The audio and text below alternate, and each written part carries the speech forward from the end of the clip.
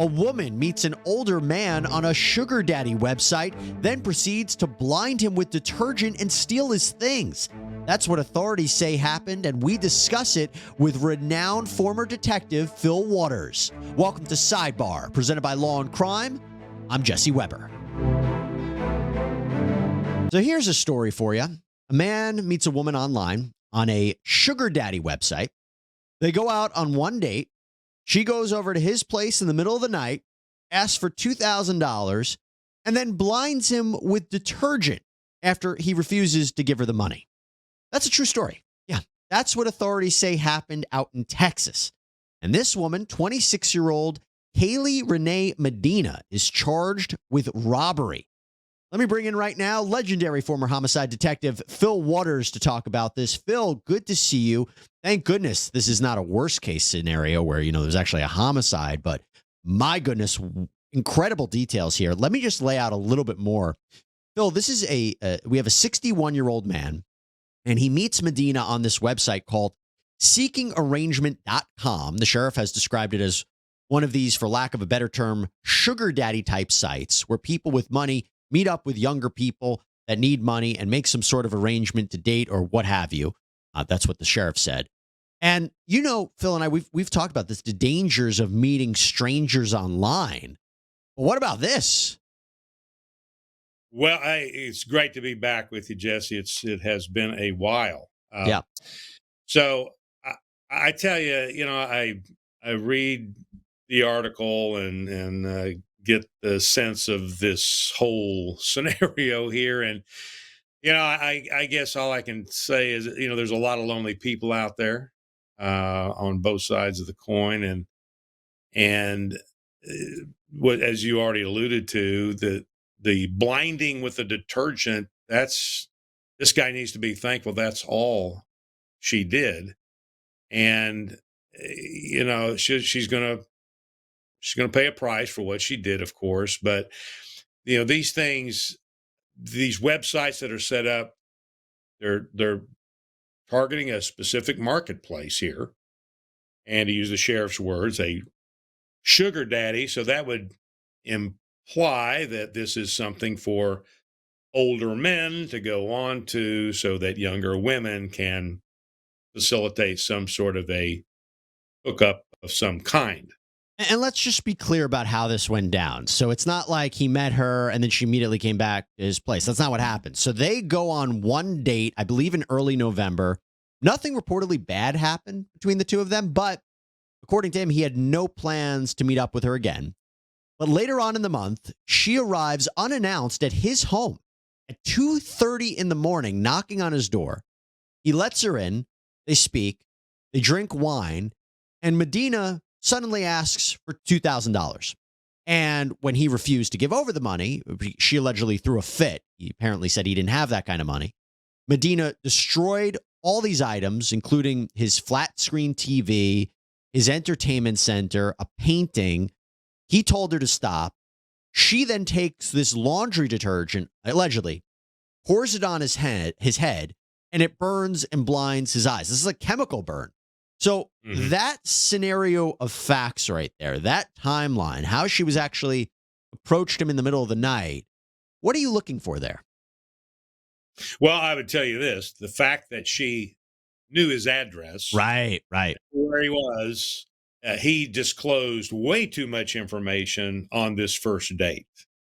And so therefore, and let's be clear, they could have been texting. They might have still been texting throughout. There might have been reports that like he still texted her, but yeah, you're right. He probably disclosed too much. It's possible. I guess the point I'm trying to make here is that she knew where he lived. Yeah. And that's a huge mistake, especially if he goes out with this gal one time and has no plans. I think in the article said has no plans to seek her out again. So we don't know. There's always a backstory. So we don't know the backstory here about why he decided he did not want to see her again.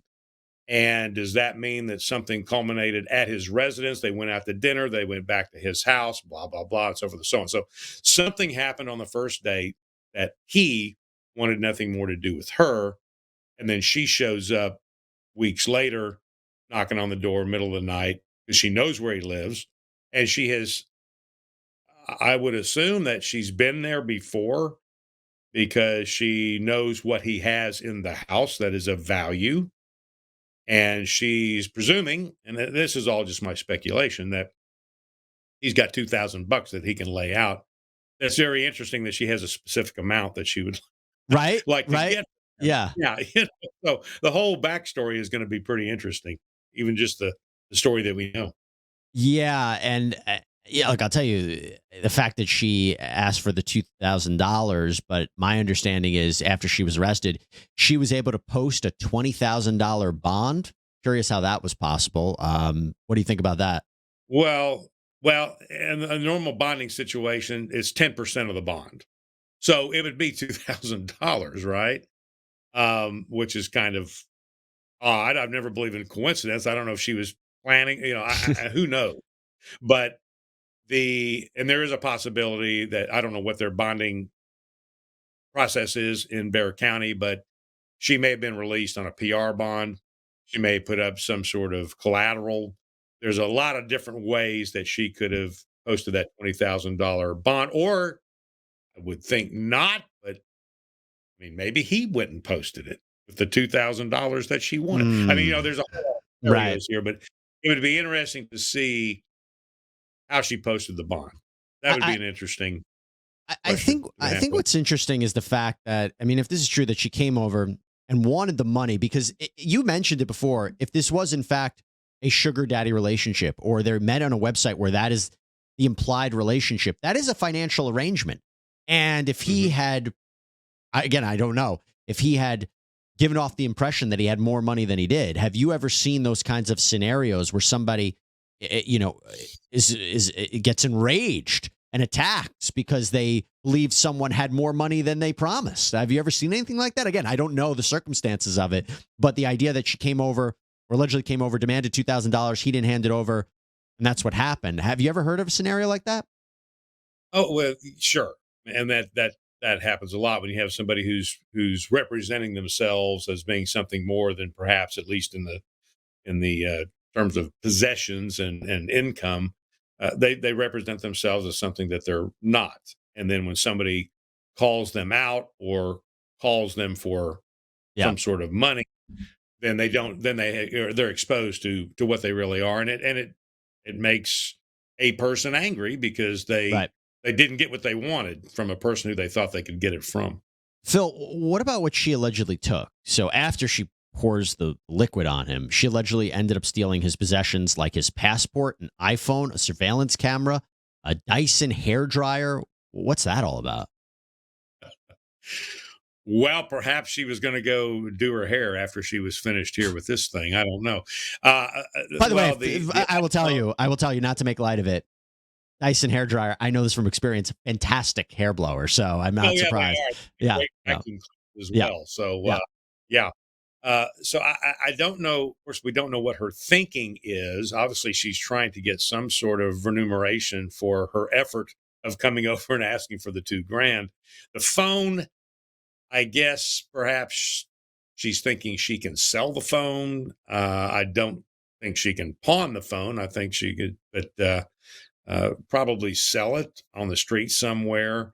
The hair dryer, maybe she recognizes the value of a Dyson hair dryer and she thinks she can go pawn it for a paltry sum of money. Yeah. The passport, that's a little weird. I'm not sure what she's even Unless she was like thinking. gonna like hold it for ransom, like I'll give this back to you unless you pay me money. Possibly, And probably so. the surveillance camera is like basically she wanted to make sure she wasn't caught. I don't know. A That would be. I mean, if I'm trying to think like her, I would think, yeah, she sees the camera and then she suddenly says, "Well, if I take the camera." Not knowing that, I mean, she's already been exposed to it, right? So the camera, I guess she's thinking if she takes the camera, then she's taking the video that the camera Maybe. captured, which is not true, right? So who knows what she's thinking? I mean, she shows up in the middle of the night wanting 2 grand from this guy, so she's not thinking clearly anyway. But And those you mean that items, because the video is stored somewhere else. It's not necessarily on the camera. yeah, Right. yeah, Yeah. it's not going to be in the Yeah. camera. more Yeah. than likely. Yeah. And what I think is interesting is where was the camera? Mm. Interior camera? Was it an exterior? So who knows what this thing got set up as when they had their first meeting? I mean, are they in there doing whatever they're doing and it's being filmed? I mean, so there's a whole lot of the things that she took for me generates a whole lot of questions. Why she took those specific items, what led up to this in the first place, what promises had he possibly made to her in their first engagement, and then now he's saying, well, he didn't plan on getting with her again. Mm. Was that communicated to her, so forth and so on. So, I mean, there's a lot of questions generate for me as a Yeah. detective. I'm just, wow, there's a whole lot of moving parts here. And by the way, the reason she is charged with robbery is because under Texas law, let me read what it is. It's a person commits an offense if in the course of committing theft, as defined under the statute, with intent to obtain or maintain control of the property, he or she intentionally, knowingly, or recklessly causes bodily injury to another, which based on the facts of this case seems to fit perfectly in line with. This is a second-degree felony, 2 to 20 years in prison. That's my understanding. And Phil, I'm curious if she's convicted of this, what she could face here, because let me just give a little background about her criminal history. The sheriff said that this young lady, quote, has actually got a pretty extensive criminal history, DUI × 3. That's according to the sheriff. So there's a felony level DUI. She has been arrested for intoxication assault, aggravated assault on a security guard from a 2020 case. She's certainly no stranger to the law. That's what the sheriff said. Now, our understanding is that when she was arrested for aggravated assault, that case was ultimately dismissed for insufficient evidence. So with all that in mind, what could she be looking at here? Well, if they're charging her, and if they're going to charge her with the second degree, which is the 2 to 20, I mean, obviously she could be looking at 2 to 20 years and a fine. Now, I don't know how the Bexar County DA operates. They may have determined the path of least resistance is the second degree robbery charge. It's the easiest to prove, and they moved on from there. Right. Given her history, I would be curious to know. I know that she may have, if she was convicted 3 times, if she's got 3 DWI convictions, that third one would have been a felony. And then we've got an aggravated assault, I think you said, and an aggravated assault on a security guard, which I believe when it is a security guard. And she wasn't convicted of that. She was just an arrest. She was not convicted. She was not convicted of the security guard. Well, but we still have the charge there. So, and I'm curious about that particular charge because I believe the law changed that if it's an aggravated assault on a security guard, the level of punishment is raised to a first degree. I'd have but to without a conviction, I don't know if it could be used against her in a sentencing. Well, you have to understand, why was it dismissed? Right. It says lack of evidence, but that could mean that the complainant in that case may have decided to not seek further prosecution. So let me ask you real quick before I let you go about her side for a second. I was wondering if there's any way she could say that she was lured there, he told her to come over, or, he gave her the address, she shows up, and she acted in self-defense. Now, I don't know if that's going to work considering the circumstances of this, but more particularly, if she took items from him, how you argue self-defense and take the items. I just was trying to brainstorm potential ways she could defend herself here. Oh, I just think she was going to, I think she just thinks she was going to get away with it, but she can claim self-defense all day long, but you have to go to the end of it. And she takes these items out of after